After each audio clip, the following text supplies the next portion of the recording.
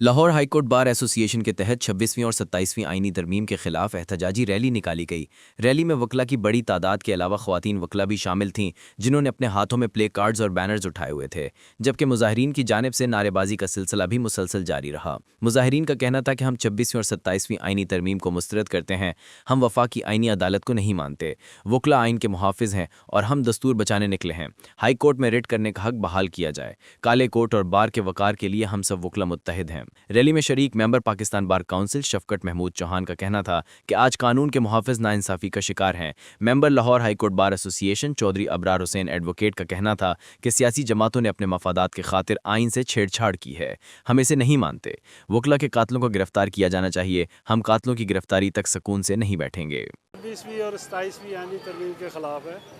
ہم سمجھتے ہیں کہ جو جوڈیشل سسٹم ہے اس کو انڈیپینڈنس رہنا چاہیے، اس کی انڈیپینڈنس پہ یہ سب کچھ عملہ کیا گیا ہے۔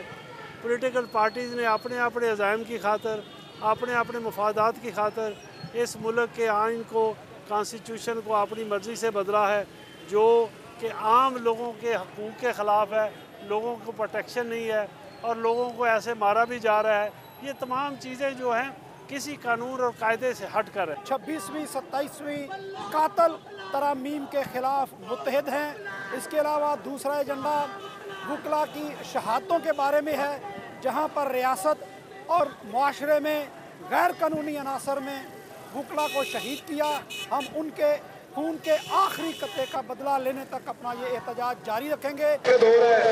آپ سب سے درخواست ہے کہ اس میں شرکت کریں۔ ہمارے آئین کا، ہمارے بچوں کے مستقبل کا ایشو ہے، خدا را اس کو